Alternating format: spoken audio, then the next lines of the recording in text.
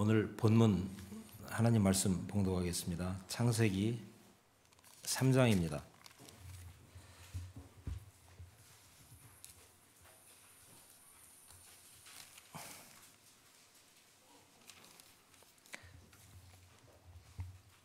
(3장) 1절부터 21절까지 봉독하겠습니다. 그런데 뱀은 여호와 하나님이 지으신 들짐승 중에 가장 간교하니라. 뱀이 여자에게 물어 이르되 하나님이 참으로 너희에게 동산 모든 나무의 열매를 먹지 말라 하시더냐. 여자가 뱀에게 말하되 동산 나무의 열매를 우리가 먹을 수 있으나 동산 중앙에 있는 나무의 열매는 하나님의 말씀에 너희는 먹지도 말고 만지지도 말라. 너희가 죽을까 하노라 하셨느니라.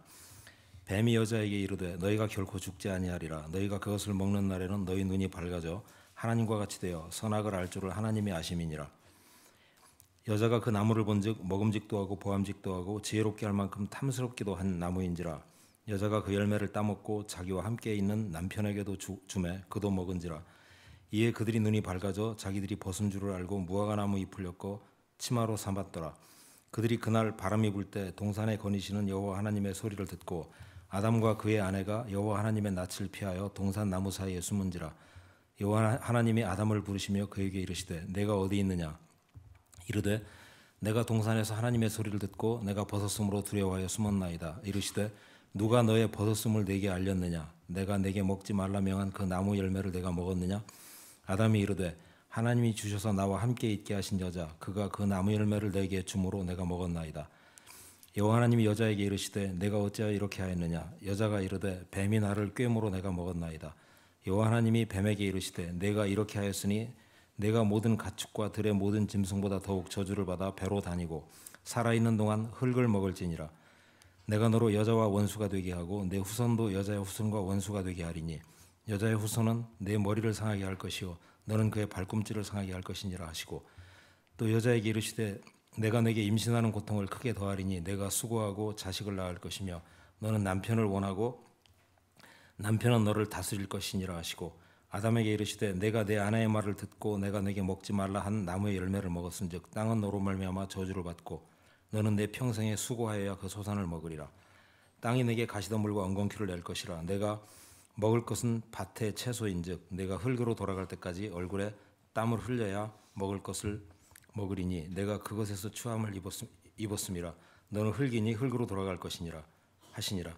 아담이 그의 아내 이름을 하와라 불렀으니 이는 모든 산자의 어미가 됨이더라. 여호와 하나님이 아담과 그 아내를 위하여 가죽옷을 지어 입히시니라. 아멘.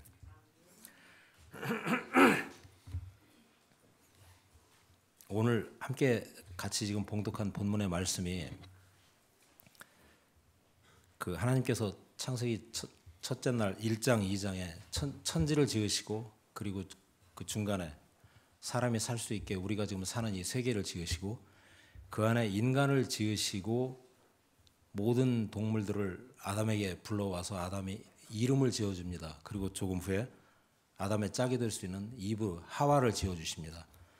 그리고 얼마 시간이 지나서 그 동산 중앙에 있는 모든 실과를 먹을 수 있으나 선악을 알게 한 나무의 실과는 먹지 말라고 하나님께서 아담에게 말씀을 하십니다. 그 말씀을 하신 것을 사단이 듣고 알고 찾아와서 인간이 타락하게 된 원죄에 관한 이야기입니다. 우리가 교회를 다니고 예수님을 믿는 이유는 우리에게 문제가 있기 때문에 믿습니다. 가장 심각하게 고민을 해봐야 될 문제 중에 죄의 문제가 있고 설령 또 죄의 문제가 있다 하더라도 이렇게 그냥 죄를 짓고 이렇게 살다가 죽은 다음에 하나님의 영원한 심판과 영원한 지옥이라고 하는 것이 존재하지 않는다면 아마 저 같은 경우는 교회를 안 다닐 것 같습니다. 예수님을 안 믿을 것 같습니다. 그런데 영원한 심판이 존재하고 그 영원한 심판의 결과로 영원한 멸망, 지옥이라고 하는 것이 존재한다고 믿기 때문에 저를 대신해서 제 죄를 해결해 주시고 저를 구원해 주신 예수님을 제가 믿게 되는 것이고 그리고 그 예수님을 믿기 때문에 이렇게 신앙생활하고 교회 생활을 하는 것입니다. 제 솔직한 마음은 그렇습니다. 저라면 저는 지옥이 존재하지 않고 인간의 삶이 태어나서 이렇게 살다가 죽으면 그냥 끝나는 것이든가 그렇지 않으면은 뭐 윤회를 하든지 뭐 이대로 사라지든지 하는 것이라면 저는 구태여 성경을 읽거나 예수님을 믿거나 이 말씀을 붙잡고 이런 뭐 고민을 하거나 하지 않을 것 같습니다. 여러분들 신앙은 어떠신지 모르겠습니다. 기독교를 하나의 그냥 교회 생활을 일종의 무슨 문화 생활의 하나나 또는 취미 생활의 하나나 또는 사람이 살면서 사회 활동을 해야 되는 부분들이 있기 때문에 이렇게 같이 모여가지고 예배드리고 또 이렇게 어떤 교제를 갖고 서로 사귐을 갖기 위해서 신앙생활을 한다. 만약에 그게 다라면 저 같으면 교회 안 다닐 것 같습니다. 이게 제 솔직한 말씀입니다. 근데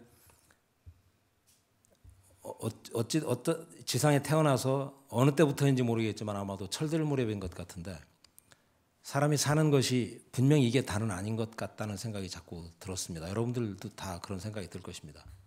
이렇게 산 다음에 죽은 다음에 죽음이 있을 거고 죽은 다음에 무엇이 있을 것인지 그 부분을 우리가 부모님과 상의를 해도 알 수 없고 주변 친구들하고 상의를 해봐도 사실 그 문제에 대한 답은 우리가 얻을 수가 없습니다. 근데 우리에게는 분명히 심각한 문제가 하나 있습니다. 그 심각한 문제 중에 가장 심각한 문제가 로마서를 잠깐 찾아보겠습니다.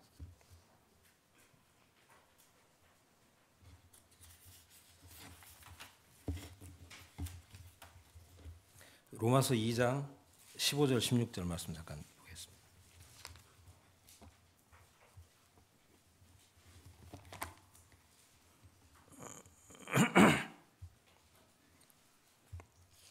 (14, 15, 16절입니다) 율법 없는 이방인이 본성으로 율법의 일을 행할 때에는 이 사람은 율법이 없어도 자기가 자기에게 율법이 되나니 이런 이들은 그 양심이 증거가 되어 그 생각들이 서로 혹은 고발하며 혹은 변명하여 그 마음에 새긴 율법의 행위를 나타내느니라. 곧 나의 복음에 이른 바와 같이 하나님이 예수 그리스도로 말미암아 사람들의 은밀한 것을 심판하시는 그날이라. 이게 사도 바울이 그 로마서를 쓰면서 유대인들에게는 율법이 주어졌기 때문에 율법에 따라서 유대인들은 심판을 받고 율법이 주어지지 아니한 이방인들은 양심에 새겨진 법에 따라 심판을 받는다라고 하면서 이 양심의 기능을 설명을 해놓은 것입니다. 우리가 우리 자신을 이렇게 생물학 중고등학교 다닐 때 생물 공부를 하다 보니까 우리 몸 안에 근육들이 있는데 이렇게 제가 원하는 바대로 이렇게 움직일 수 있는 마음대로 수의근이 있고 심장이나 제가 지금 이렇게 말을 하면서도 숨을 쉬고 있습니다. 여러분들 모두 다 앉아 계시지만 지금 심장이 뛰고 있으니까 살아있는 겁니다. 이렇게 심장이나 숨을 쉬고 있는 것처럼 불수의근, 마음대로 할 수 없는 근육이 있습니다. 근데 이렇게 움직이는 건 제 뜻대로 이렇게 움직일 수 있고 이렇게 움직일 수 있고 고개를 들어 앞을 볼 수 있고 좌우를 쳐다볼 수 있습니다. 이거는 제 마음대로 움직이는 근육을 활용하는 것입니다. 근데 심장은 제 마음대로 정지했다 움직이게 했다 할 능력이 없습니다. 그냥 알아서 심장이 이렇게 계속 정해진 속도로 뛰고 있죠. 이 뛰는 것이 어느 날 문제가 생기면 생명에 문제가 옵니다. 어떻게 보면 더 소중하다고 뭐 표현하기는 좀 쉽지 않겠지만 내가 내 의식과 의지를 가지고 계속 1분에 60번 뛰게 해야 되겠다, 70번 뛰게 해야 되겠다, 펄떡 이거를 계속 생각을 하다 보면 다른 아무것도 못할 겁니다. 근데 상당히 중요한 부분들이 우리가 전혀 평생 인식을 하지 못하는데 알아서 1분에 70번, 80번을 이렇게 띄워주고 있습니다. 이거는 전혀 우리가 관리하거나 컨트롤하거나 우리가 작동을 하질 않습니다. 그냥 알아서 움직입니다. 하나님께서 이렇게 알아서 움직이기 기능을 주어주셨기 때문입니다. 제가 지금 창세기 3장을 읽고 여러분들과 하나님 이 안에 담겨져 있는 하나님 말씀을 어떻게 나눌 것인가를 지금 말씀을 전하고 있습니다. 제가 머릿속으로 생각을 하고 생각한 바를 입을 열어서 말씀으로 전달을 하고 여러분들은 듣습니다. 이거는 제가 인식을 하고 하는 말입니다. 제가 무슨 말을 하는지 무슨 말씀을 어떻게 전할 것인지를 고민을 하고 생각했던 부분을 전하고 있는 것입니다. 근데 지금 좀 전에 읽었던 로마서 3장 14, 15, 16절에 보면 그리고 우리가 하나님 말씀이 아니더라도 직접적으로 이 말씀을 우리가 경험을 할 수 있는 부분이 있습니다. 우리 안에 아까 심장처럼 내가 마음대로 조절하지 못하는 그 근육이 제가 알아서 저절로 움직이는 이 심장처럼 우리 마음 안에 누구나 다 양심이라고 하는 것이 존재합니다. 무슨 좋지 않은 일을 좌우를 둘러봐 아무도 없을 때 나 혼자 몰래 저지르려고 하더라도 내 마음에서 이건 잘못하는 거다, 이거는 죄다라고 내 마음이, 내 양심이 나에게 송사를 합니다. 살아있는 모든 사람 안에게는 이 양심이 존재합니다. 그리고 아무리 주변에 사람이 하나도 없고 나를 지켜보는 사람이 없다 할지라도 내 양심이 잘못하는 것들을 지적을 합니다. 그러면 다시 내 자신이 나에게 변명을 합니다. 이건 살아가다 보면 어쩔 수 없는 일이다. 나만 그러는 게 아니다. 모든 사람이 다 그러고 살고 있지 않냐. 그러니까 특별히 나만 잘못하는 것이 아니다. 이렇게 양심의 송사를 내 자신이 합리적으로 누르고 억눌러서 이렇게 무마를 시킵니다. 그런 양심의 송사들을 어렸을 때는 훨씬 더 심하게 느낍니다. 아기 때 이렇게 철들어가면서 하지 말라는 걸 하면 금방 얼굴이 빨개지고 너 그거 왜 그렇게 했니? 그러면 변명을 하질 못합니다. 얼굴이 빨개지죠. 근데 나이 먹어서 이렇게 좀 많이 살다 보면 양심이 무뎌져 가지고 잘못한 걸 하는데 누가 와서 지적을 하더라도 뻔뻔하게 난 그런 적 없다고, 기억나지 않는다고. 우리가 국회에서 청문회를 보다 보면 답답할 때가 참 많습니다. 정말 기억이 안 나는 분들만 그 앞에 오셔가지고 청문회 답변을 하셔요. 그분들이 나라를 다스렸다는 것 자체가 참 한심하기 짝이 없을 정도로 기억을 못 하시는 분들이 나오십니다. 왜냐? 본인의 양심을 속이시려니까 기억 안 난다고밖에 말을 할 수 없는 것 같습니다. 근데 그 양심이 내가 내 마음대로 조정할 수 있는 것이 아닙니다. 잘못할 때는 끊임없이 나에게 고소를 합니다. 왜 그러냐면 잠언을 하나 더 보겠습니다. 잠언 20장 27절 말씀입니다.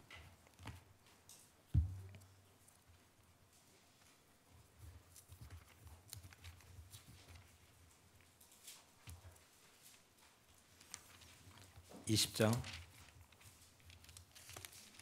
27절.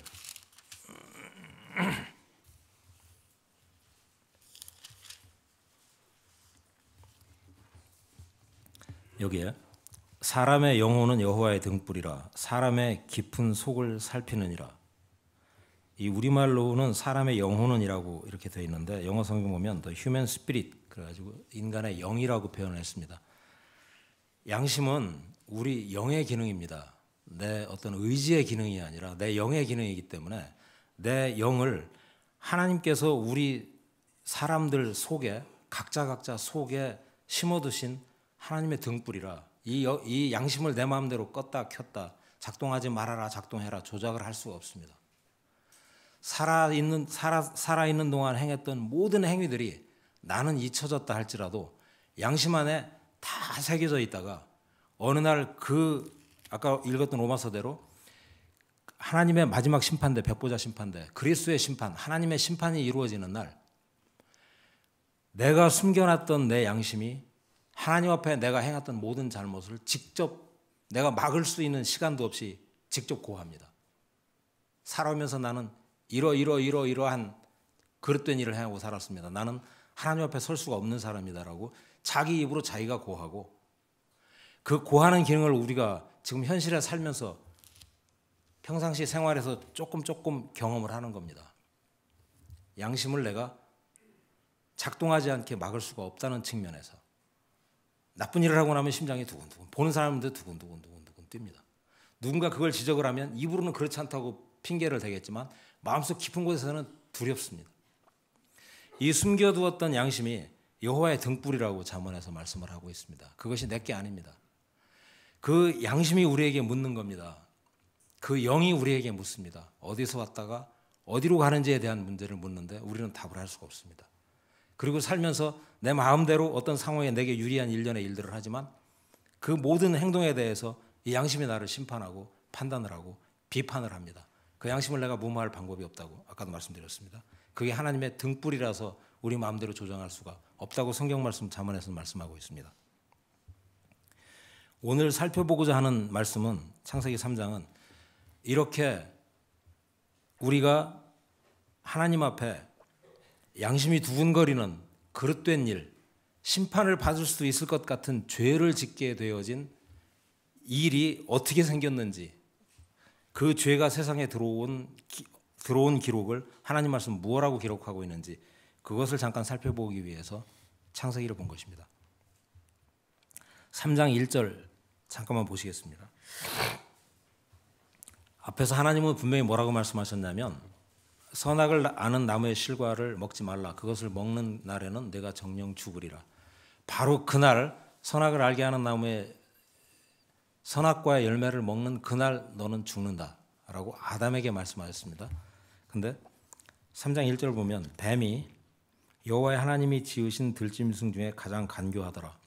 이게 지금 우리가 지나가다가 볼 수 있는 그 뱀의 형태를 띄었겠지만 그 뱀은 아닙니다. 사단이 이때 뱀의 모습으로 하와에게 나타난 것입니다. 아담이 없을 때 하와에게 나타났습니다. 그리고 질문합니다.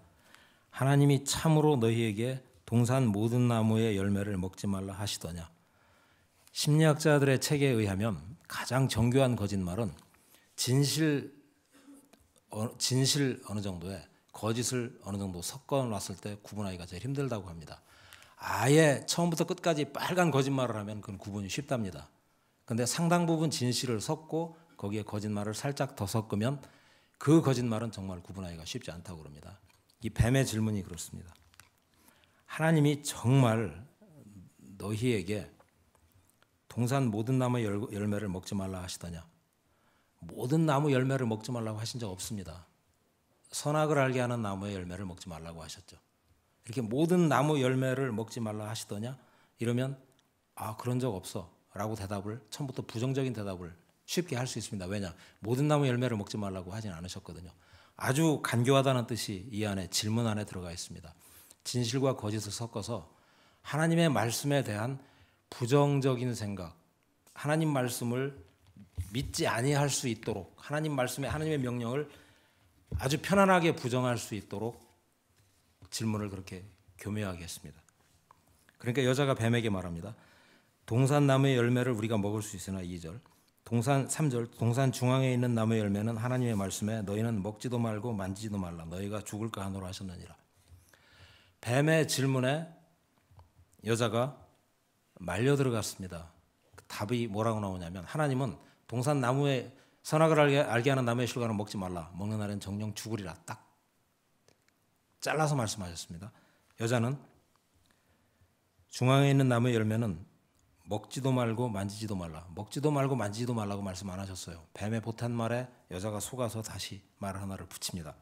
그리고 너희가 죽을까 하노라. 어쩌면 죽을 수도 있다. 어쩌면 죽지 아니할 수도 있고.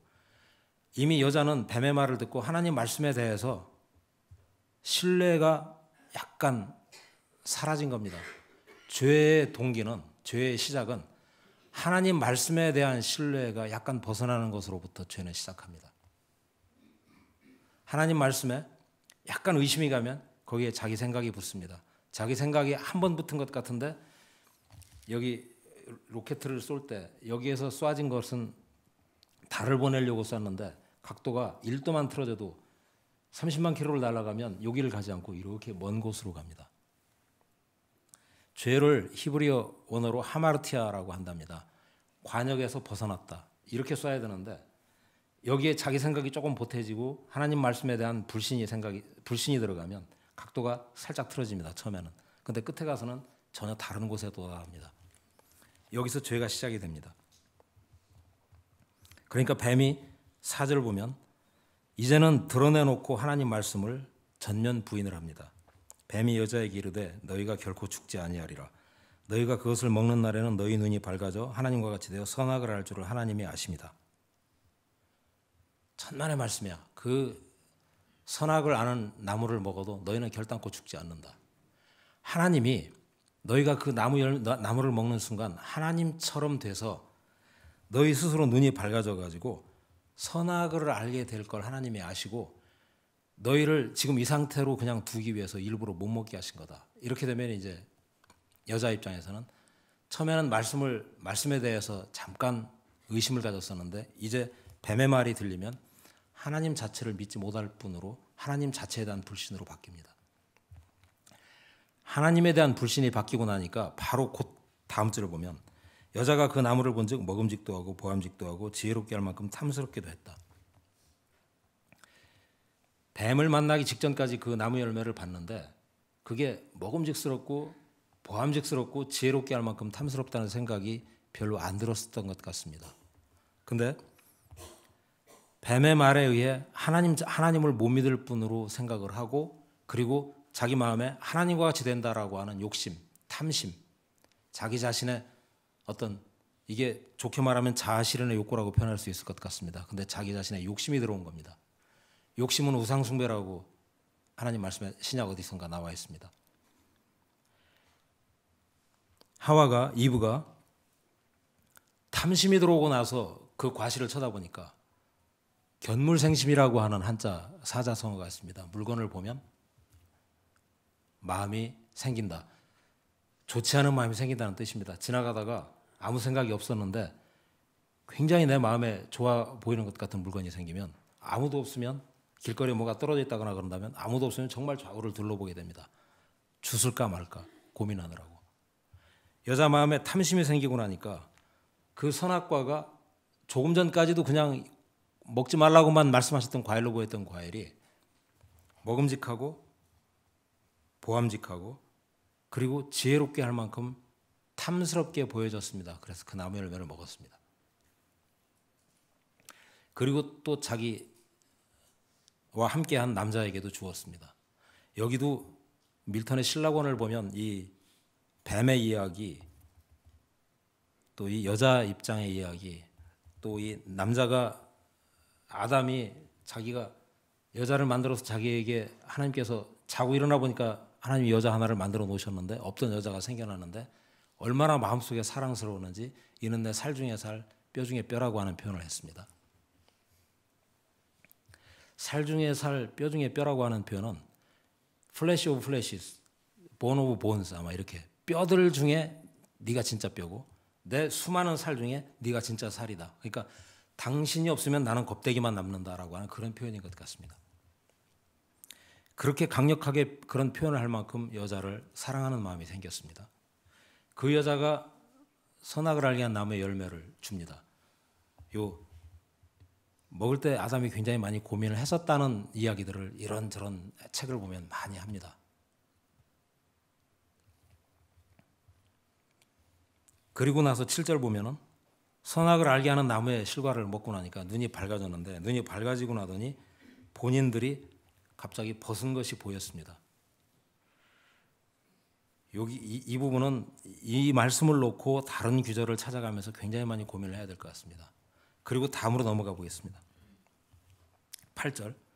그리고 그들이 그날 바람이 불 때 동산에 거니시는 여호와 하나님의 소리를 듣고 아담과 그의 아내 여호와가 하나님의 낯을 피하여 동산 나무 사이에 숨었다. 선악을 알게 하는 나무의 실과를 먹고 옷을 해입고 하나님의 음성이 들리니까 곧바로 나무 그늘 어두운 곳을 찾아 숨습니다. 그 전까지는 하나님 음성이 들려도 어두운 곳을 찾아 숨질 않았습니다. 이때부터 하나님 음성이 들리면, 이때 처음 아담과 하와가, 그 아내가 어두운 곳을 찾아 하나님 음성을 피해서 숨었습니다. 그리고 9절, 오늘 말씀의 제목입니다. 여호와 하나님이 아담을 부르시며 그에게 이르시되 내가 어디 있느냐. 우리가 처음에, 이건 뭐 사람마다 조금씩 경험이 다를 수는 있겠습니다만, 예수님에 관한 이야기, 또 우리가 죄인이란 이야기, 죄를 지어서 하나님의 심판이 있고 죽은 다음에 지옥을 간다는 이야기, 교회를 다녀 예수님을 내 구주로 받아들여야지만 우리가 이 죄를 용서받을 수가 있고 영생을 얻을 수가 있다는 이야기를 들으면, 다른 종교에 관한 이야기를 듣는 것보다 훨씬 더 격렬하게 반대를 합니다. 교회는, 저도 원래 교회를 안 다녔던 사람입니다. 그 중학교 다닐 때 성경책 처음 받고 고등학교 다니면서 친구를 따라 교회를 처음 갔는데, 기독교 이야기를, 제가 가장 친했던 친구인데 저한테 기독교 이야기를 하면 그 이야기가 굉장히 듣기 싫었어요.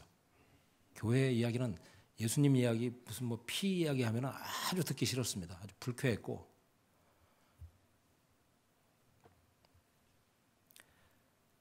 죄인의 특성 중에 한 가지가 죄를 지적당하면 피하여 숨습니다. 이 아담이, 하와가 선악과를 먹고 난 다음에 피하여 숨었다는 이야기는 하나님 앞에 죽은 자가 되었다는 뜻입니다. 지금은 우리가 유선 전화기를 잘 쓰지 않습니다만 여기 유선 전화기가 하나가 여기 있다고 생각을 해보십시오. 전화기를 들어서 우리가 전화를 할 수 있습니다. 근데 아기가 지나가다가 코드를 뽑았습니다.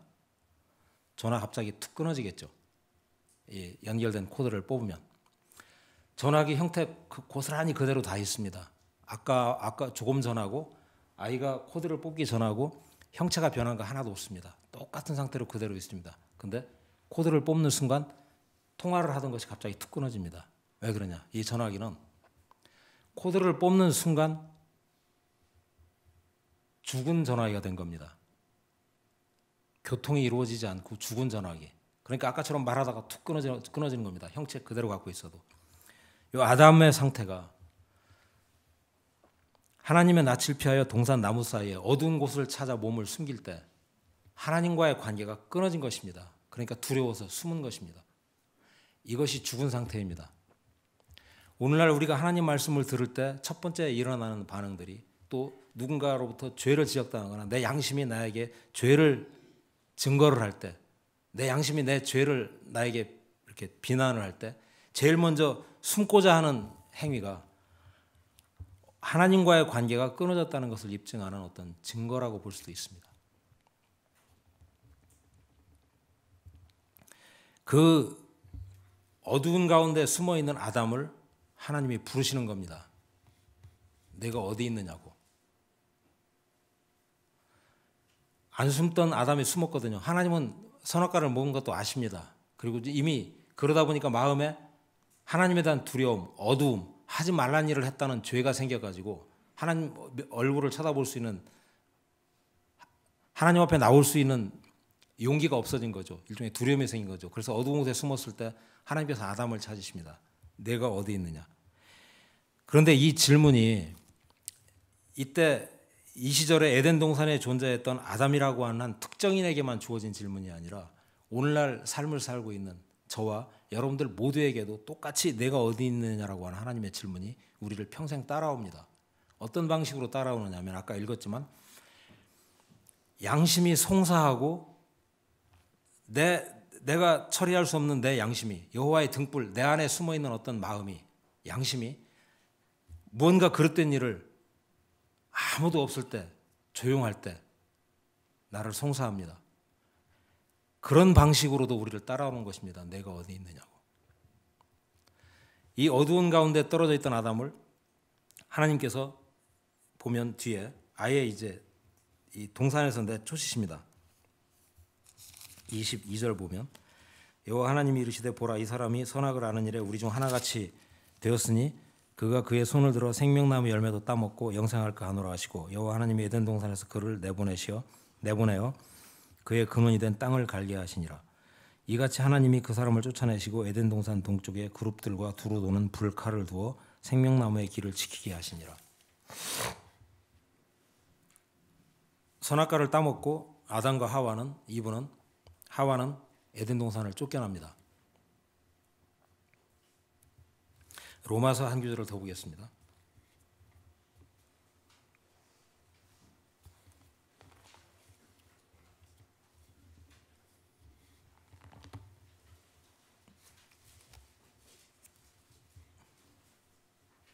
(5장 12절입니다)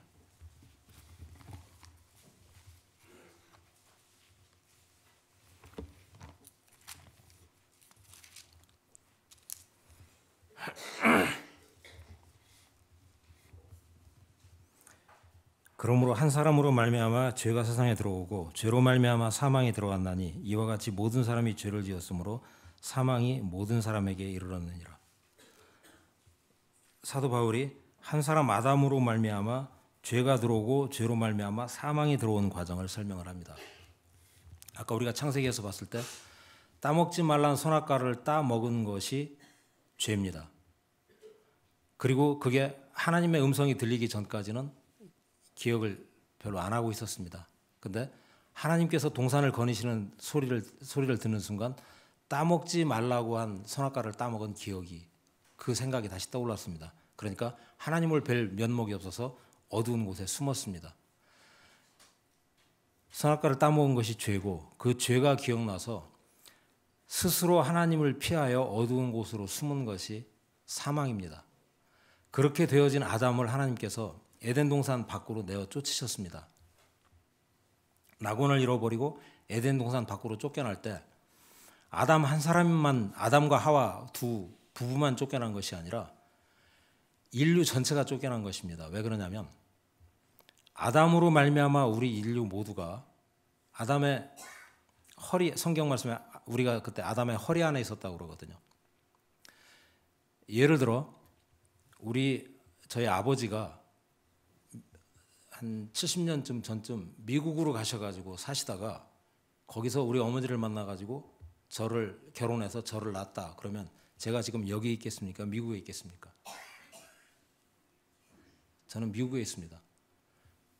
만약에 저희 아버지 어머니가 북한에 사시다가 70년 전쯤 만나가지고 사귀다가 저를 낳으셨다고 하면 결혼해가지고 제가 지금 여기 대한민국에 있겠습니까? 아니면 북한에 있겠습니까?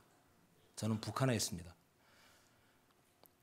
우리가 지금 여기서 대부분 한국에서 태어나셔가지고 또는 중국에서 태어나셔가지고 일본에 태어나셔 우리가 같이 있을 수 있습니다. 그런데 태어난 장소는 우리 아버지 또는 아버지의 아버지가 어디론가 이주하셨을 때 그 안에 허리 안에 우리 아버지 안에 저는 우리 아버지 안에 씨로 존재했고 우리 아버지는 우리 할아버지 안에 씨로 존재했고 할아버지는 증조 할아버지 안에 씨로 존재했고 그 안에 고조, 현조, 6대조, 7대조 쭉 올라가면서 그 씨로 존재했다가 씨를 가진 아버지, 할아버지가 어디론가 이주하면 거기서 누가 낳고 할 때 그 지역 사람이 됩니다.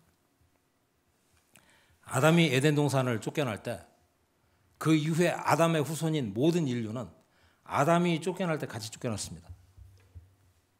그래서 모든 사람은 다 사망의 땅에 태어납니다. 마태복음 하나 더 찾아보겠습니다. 4장 16절.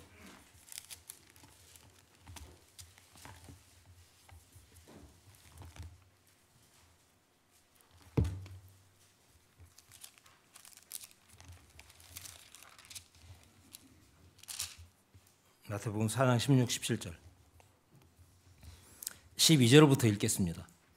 예수께서 요한이 잡혔음을 들으시고 갈릴리로 물러가셨다가 나사렛을 떠나 스불론과 납달리 지경 해변에 있는 가버나움에 가서 사시니 이는 선지자 이사야를 통하여 하신 말씀을 이루리 하심이라. 일렀으되 스불론 땅과 납달리 땅과 요단강 저편 해변 길과 이방 갈릴리여. 16절. 흑암에 앉은 백성이 큰 빛을 보았고 사망의 땅과 그늘에 앉은 자들에게 빛이 빛이었도다 하였느니라. 16절을 보려고 본 겁니다. 흑암에 앉은 백성이 큰 빛을 보았고 사망의 땅과 그늘에 앉은 자들에게 빛이 빛이었도다. 우리가 살고 있는 세상 전체가 다 이 흑암의 땅이고 사망의 땅입니다. 지금 개인적으로 저의 사망이나 여기 앉아 계신 여러분들의 사망은 아직 도달하지 않았지만 또 도달하는 시간이 각자 다 다르겠지만 10년, 20년, 30년 지나면 어느 땐가 개인의 사망이 자기에게 도달합니다. 이 지상에는 이미 태어나는 순간부터 70년이건 80년이건 요즘은 수명이 길어져갖고 또는 100년 정도 후가 되면 모든 존재에게 필연적으로 사망은 다가옵니다. 사자성어 중에도 생자 필멸이라고 하는 단어가 있습니다. 살아있는 존재는 반드시 죽는다. 그 사망이 지배하게 된 땅이 에덴에서 아담이 하나님을 떠나기 전까지는 사망이 없었습니다. 그리고 선악과를 먹는 순간 하나님 앞에 영이 죽었고 그 영의 죽음이 육신의 죽음으로 아담에게 주어진 사망이 다가오는 시간이 그로부터 창세기 때는 900년 후에 다가왔죠. 그리고 사망이 지배하는 땅으로 쫓겨난 것이 에덴 동산을 쫓겨난 것입니다. 그때 우리 모든 사람이 아담의 허리 안에 있으면서 같이 쫓겨났습니다. 그리고 시간이 지나면서 태어나고 하면서 살아가는 과정 속에 우리가 마음속에 하나님을 잃은 자로 살다 보니까 로마서 1장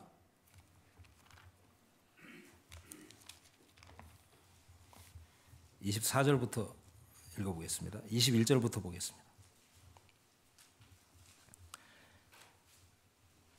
로마서 1장. 하나님을 알되 하나님을 영화롭게도 아니하며 감사치도 아니하고 오히려 그 생각이 허망해지며 미련한 마음이 어두워졌나니 스스로 지혜 있다 하나 어리석게 되어 썩어지지 아니하는 하나님의 영광을 썩어질 사람과 새와 짐승과 기어다니는 동물 모양의 우상으로 바뀌었느니라. 24절입니다.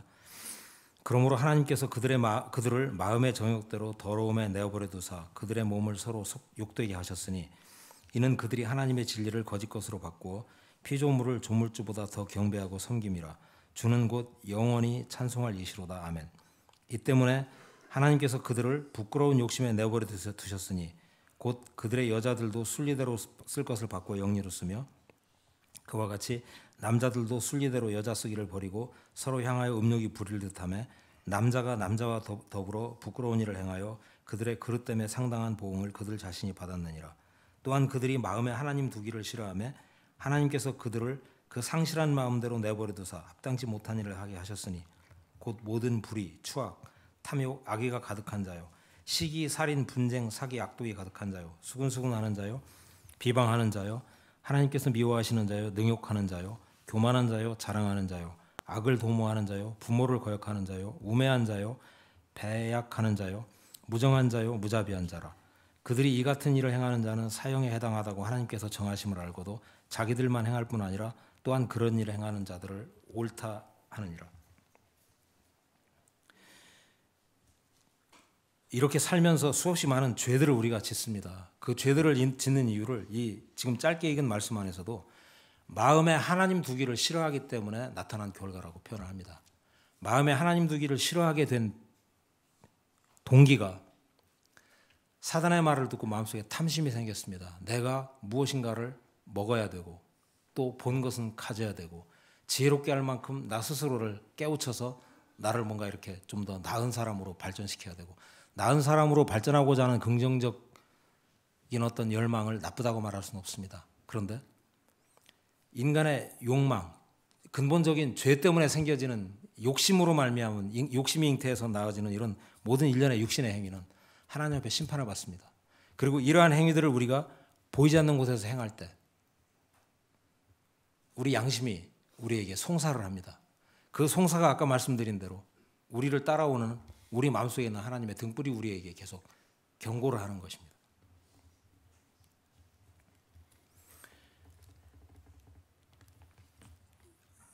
창세기에서는 아담이 어두운 곳에 숨었을 때 하나님께서 아담아 내가 어디 있느냐라고 아담을 부르셨습니다. 부르시고 찾으셨습니다. 오늘날 우리를 부르시는 방식은 하나님께서 저한테 제 이름을 부르시고 내가 어디 있느냐라고 찾지는 않으십니다. 여러분 한 사람 한 사람 이름을 불러가면서 누구야 어디 있느냐라고 찾지는 않으십니다. 그런데 어떻게 찾으시냐면 우리 마음에 심어 놓으신 양심, 영, 아까 영혼, 하나님의 등불, 그 등불이 우리를 지적합니다. 우리는 너는 잘못하고 있다. 잘못한 게 많다. 그 모든 잘못들을 무마하고 살 수 있을 거라고 생각을 하지만 인간의 법정에서는 무마할 수 있습니다.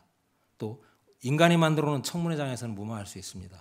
그런데 하나님 앞에서는 무마할 수가 없습니다. 어느 날인가 우리 양심이 우리가 그 입을 봉하기도 전에 하나님 앞에 직접 토설합니다. 왜냐? 아담을 찾으시던 하나님께서 우리 마음속에 각자 안에 자동차나 비행기 안에 블랙박스라고 하는 것이 존재합니다. 차가 가다 어떤 사고가 나거나 그러면 사람들 따라 자기들이 유리하게 주장을 하겠죠. 저 사람이 뭐 차선을 먼저 어겨서 나를 부딪혔습니다. 또는 뭐 교통사고가 이렇게 났는데 대부분의 사람들이 자기에게 유리하게 말을 할 수밖에 없습니다. 또는 운전자까지 다 문제가 생겨버리면 어떻게 사고가 나는지 알 수가 없습니다. 그 경우에 자동차 안에 심어놓았던 컴퓨터 영상을 찾아서 그걸 블랙박스라고 합니다. 그거를 뽑아내갖고 재현을 하면 그 차가 주행을 어떻게 하는지를 그냥 TV 화면을 통해서 객관적으로 알 수가 있습니다. 인간도 차와 비행기 같은 기구 안에 운전자가 함부로 조작할 수 없는 블랙박스를 둡니다. 컴퓨터를 둘 줄 압니다. 하나님께서 우리 안에 영혼, 양심, 스피릿, 여호와의 등불을 우리 안에 심어 놓으셨습니다. 그리고 그 영혼이, 그 양심이 계속 우리에게 살아생전 지적을 합니다. 하나님을 만나야 된다. 하나님 앞에서 해결해야 된다. 마태복음 한 장만 더 읽어보겠습니다.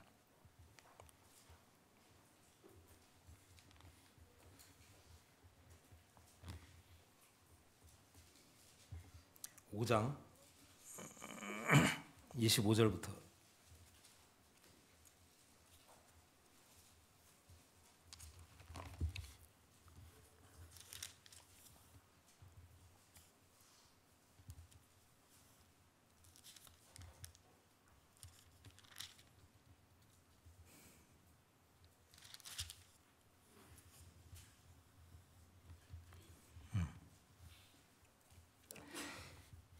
(25절) 보겠습니다. 너는 너를 고발하는 자와 함께 길에 있을 때 급히 사화하라. 그 고발하는 자가 너를 재판관에게 내어주고 재판관이 옥리에게 내어주어 옥에 가둘까 염려하라. 진실로 내게 이르노니 내가 한 푼이라도 남김없이 다 갚기 전에는 결코 거기서 나오지 못하리라. 21절부터 다시 한번 보겠습니다. 옛사람에게 말한 바 살인하지 말라. 누구든지 살인하면 심판을 받게 되리라 했다는 것을 너희가 들었으나 나는 너희에게 이르노니 형제에게 노하는 자마다 심판을 받게 되고 형제를 대하여 라가라 하는 자는 공회에 잡혀가게 되고 미련한 놈이라 하는 자는 지옥불에 들어가게 되리라. 그러므로 예물을 제단에 드리려다가 거기서 내 형제에게 원망 들을 만한 일이 있는 것이 생각나거든 예물을 제단 앞에 두고 먼저 가서 형제와 화목하고 그 후에 와서 예물을 드리라. 형제와 화목하기 전에 드리는 제물은 하나님께서 받지 아니하신다. 21절은 살인을 하지 아니하였다 하더라도 마음으로 형제에 대하여 욕하고 형제에게 심한 말 하는 것도 이미 살인과 마찬가지라 지옥불에 들어가게 된다. 이 말씀이 나와 있고, 그리고 25절 너를 고발하는 자와 함께 길에 있을 때 급히 사화하라. 그 고발하는 자가 너를 재판관에게 내어주고 재판관이 옥리에게 내어주고 옥에 가둘까 염려하라. 진실로 내게 이르노니 내가 한 푼이라도 남김없이 갚기 전에는 다 갚기 전에는 결코 거기서 나오지 못하리라. 너를 고발하는 자와 함께 길에 있을 때 급히 사화하라. 이게 무슨 말씀인 것 같습니까? 민사소송을 당했습니다. 내가 누구에게 손해를 끼쳤습니다. 또는 내가 뭔 잘못을 해서 남의 돈을 갈취해갖고 형사소송을 당했습니다. 재판장에 도달하기 전에 가는 길에 재판장 앞에 가기 전에 빨리 여기서 해결을 해라 라고 받아들일 수도 있습니다. 근데 지금까지 우리가 살펴봤던 말씀들, 또 여기 마태복음 5장에서 예수님이 여러 가지 죄에 대해서 그렇고 말씀하시는 부분 안에서 우리가 이 맥락을 살펴보면 너를 고발하는 자와 길에 있을 때 이 나를 고발하는 자가 내 안에 남겨놓으신 하나님의 등불, 내 양심입니다. 내 양심이 나를 끊임없이 고발을 합니다. 길에 있을 때는 살아생전 우리가 숨을 멈추고 내 영이 내 몸을 떠나는 순간 우리는 하나님의 심판대 앞에 갑니다. 거기서는 돌이킬 방법이 없습니다. 아직 우리가 이 지상의 삶이 남아있는 동안에 내 안에서 내가 행한 모든 행위를 가지고 나를 송사하는 자, 그 송사가 아담아 내가 어디 있느냐라고 부르시는 하나님의 음성에 한 사람 한 사람 모든 사람에게 내 안에 심겨진 하나님의 음성을 대변하는 내게 말하는 스피커입니다.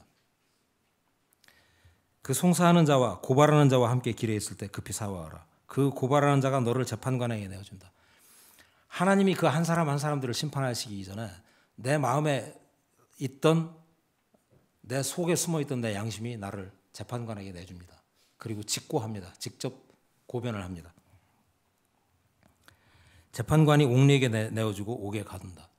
그러면 판결을 받을 것도 없이 심판대 앞에 서 보면 우리가 교회를 다니면서 또는 예수님을 믿는다고 하면서도 다 살고 죽어봐야 알지. 죽어봐야 안다는 이야기는 이 재판관 앞에 가봐야 한다는 이야기거든요. 근데 양심의 송사를 마무리 짓지 아니하고 재판관 앞에 가면 그 결과는 볼 것 없습니다. 26절에 써 있습니다. 진실로 내게 이르노니 내가 한 푼이라도 남김없이 다 갚기 전에는 결코 거기서 나오지 못하리라. 죽은 다음에 그동안 지은 모든 죄를 가지고 갔습니다. 누구에게 무슨 재주로 갚습니까? 사람에게 지은 죄도 갚지 못합니다. 그때는. 왜냐? 그 사람도 없습니다. 저도 없고. 이미 끝났습니다. 하나님 앞에 두려움은 또 무슨 재주로 갚겠습니까? 이걸 갚을 방법이 없습니다. 선악과를 따먹었습니다. 아까 3장 21절에. 그리고 하나님의 음성이 하나님이 당연히 나타나시죠. 왜냐하면 그가 숨을 걸 알고 나타나십니다. 오시니까 음성이 들리니까 아담은 두려워서 하와와 같이 나무 그늘에 숨습니다. 어두운 곳에 숨습니다. 그 상태가 그대로 밖으로 나와서 에덴 동산을 쫓겨난 이후에 살고 있는 우리들의 삶의 자세입니다. 어두운 곳에 두 사람을 어두운 곳에 있으면 아까 읽었던 것과 로마서와 마찬가지로 마음에 하나님을 두기를 싫어하는 사람의 마음 속은 더글더글더글더글하게 이러한 표현할 수 없이 아까 이렇게 세부적으로 묘사되었지만 그런 죄들을 층층이 감춰놓은 상태로 삽니다. 좋은 일도 덜어 합니다. 기쁜 일도 덜어 있습니다. 그런데 수없이 많은 일련의 일들이 우리 과거 기억을 이렇게 돌이켜보면 설명할 수 없을 만큼 죄가 쌓여 있습니다. 제가 이건 인용이 올바로 된 인용인지 모르겠습니다. 님의 침묵이라고 하는 시를 썼던 만해 한용운이라고 하는 분이 계십니다. 그분이 스님이십니다. 그 스님이 하루는 앞에 이렇게 매일 108번뇌를 하루에 하나씩을 끊으려고 108번뇌가 뭐 어떤 종류인지 모르겠습니다만 하나씩 오늘 하루는 이 번뇌 하나를 끊고 내일은 이 번뇌를 끊고 모레는 이 번뇌를 끊고 108일 동안 하나씩 번뇌를 끊으려고 수도를 하셨답니다. 근데 문득 오늘 108개 번뇌 중에 하나를 끊었으면 107번뇌는 못 끊은 거죠. 108일 동안 하나씩 끊어서 108번뇌를 다 끊고 나면 끊지 못한 107번뇌가 108일 동안 쌓이는 겁니다. 태산처럼 쌓이더랍니다. 죄를 안 지려고 무지하게 노력할 수 있습니다. 그렇더라도 본능적으로 이미 마음이 먼저 움직였습니다. 그럼 양심이 나한테 또 잘못했다. 무마할 방법이 없습니다. 여기 아까 마태복음처럼 나를 고소하는 자, 살아있는 동안 나를 끊임없이 고소하는 자가 양심이고 그 양심이 하나님께서 내 안에 숨겨주신 모든 사람을 각자 찾아가기 위한 방식으로 내 안에 숨겨놓으신 하나님의 등불이시고 그 등불이 우리에게 계속 살아있는 동안 지적을 합니다. 우리를 고소합니다. 너 이대로 있으면 이거 언젠가 해결을 해야 되는데 이거 해결 못하면 아마 다 살고 난 다음에 무슨 큰 문제가 있을 거다. 지옥을 갈지 안 갈지는 모르지만 분명히 무슨 문제가 있을 수 있다. 라고 계속 고소를 합니다. 그 고소하는 방식으로 아담을 부르셨던 하나님께서 우리 각자를 부르시는 겁니다. 이 문제를 해결하라고. 그리고 아까 3장 창세기 3장 다시 잠깐 돌아가겠습니다.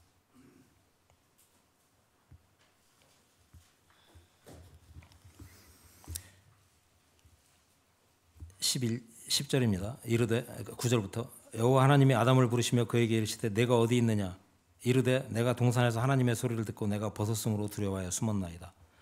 하나님이 금방 아십니다. 이르시되 누가 너의 벗었음을 내게 알게 하였느냐 내가 내게 먹지 말라 명한 그 나무 열매를 내가 먹었느냐. 아담과 하와가 같이 핑계를 댑니다. 그리고 21절로 보겠습니다. 여호와 하나님이 아담과 그의 아내를 위하여 가죽옷을 지어 입히시니라. 아담은 자기가 벌거벗은 것을 발견하고 선악과를 먹고 나니까 벌거벗은 것을 발견하고 두려워서 숨었습니다. 그 전에 무화과 나무 잎으로 치마를 해서 부부가 같이 입었습니다. 시간이 지나다 보니까 다 말라 비틀어져 가지고 안 입은 것과 동일한 상태가 되었습니다. 우리가 살고 있는 삶의 양태가 아까처럼 이렇게 그냥 바스락 떨어지는 수없이 많은 잘못된 일들, 그릇된 일들, 하나님 앞에 심판받은 일들만 인생 태어나서부터 죽을 때까지 그 일들을 얼마나 많이 하고 가는지 모릅니다. 그거를 우리가 송사를 합니다. 그 송사에 대한 해결책이 하나님께서 가죽옷을 지어 입히신 것입니다. 이따 가죽옷에 관한 이야기는 2부에 다시 한번 설명을 해보겠습니다. 말씀을 찾아보도록 하겠습니다. 오늘 이 시간에 드리고 싶었던 말씀은 하나님이 우리를 부르십니다. 축복을 해주겠다. 복을 주겠다. 나를 믿는 자에게는 재물을 또는 뭐 사회적 지위를 또 학업 성적을 높게 해주겠다라고 이렇게 부르시지 않습니다. 내가 이렇게 살다가 내 종국이 어찌 될 것이냐라고 이렇게 부르십니다. 너는 지금 나를 피해 숨어 있다 이렇게 부르십니다. 내 안에 수없이 많은 죄들이 있다. 너는 지금 그릇된 곳에 있다. 어두운 곳에 있다. 이렇게 부르십니다. 그 문제를 먼저 해결해야 다음부터 우리가 하나님 앞에 하나님의 자녀로서 어떤 일이 있습니다. 하나님은 아담을 부르십니다. 뭐라고 부르시느냐? 내가 어디 있느냐라고 부르십니다. 오늘날 우리 마음속에 내가 해결할 수 없는, 내 임의로 해결할 수 없는 어떤 숨은 생각이, 양심이란 단어를 쓸 수도 있을 것입니다. 나한테 묻습니다. 너는 어디로 가고 있느냐? 내가 지금 어디 있느냐? 내가 하나님 안에 안전한 곳에 있느냐? 가죽 옷을 입고 있느냐? 아니면 그냥 말라 빠진 무화과나무 옷을 입고 있느냐? 하나님의 은혜 아래 숨어 있느냐? 어두운 곳에 두려워 떨고 있느냐? 어디로 가느냐라고 내게 묻습니다.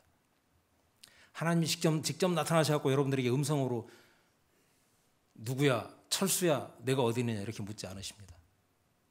근데 이런 방식으로 물으십니다. 그러면 수많은 죄들이 대답을 합니다. 주님, 저는 주님을 떠나 있습니다. 저는 어두운 곳에 숨어 있습니다. 저는 지금 당신을 떠나서 사망의 땅에 있습니다. 그 사실을 먼저 마음속에서 발견하시는 분에게, 그렇게 발견한 사람들을 위해서 하나님은 가죽옷을 준비하십니다. 그 가죽옷이 우리의 구원의 옷입니다. 우리를 거듭나게 하는 옷이고 우리의 부끄러움을 가려줄 수 있는 옷입니다. 우리가 주일날 교회에 오고 예수님을 믿고 예배를 드리고 하는 이 모든 것 안에 가장 근본적인 부분이 내가 하나님의 눈앞에 내가 현재 어디 있는지, 그리고 나의 상태가 어떤 상태인지, 그 상태에 조만간 어떠한 일이 있을 것인지, 정말 내가 하나님 앞에 어떤 사람인지를 먼저 발견하는 것이 그리스도인의 삶의 시작입니다. 이 아담을 찾아오셔서 질문하셨던 질문이 우리에게 각자 마음속에서 우리를 내 안에서 다른 사람의 음성으로가 아니라 내 안에서 내 음성으로 내가 나에게 묻는 질문으로 내가 지금 어디 있는지, 하나님 앞에 올바른 관계를 유지하고 있는지 살펴보실 수 있는 시간이 될 수 있기를 기도드리겠습니다. 같이 기도드리겠습니다.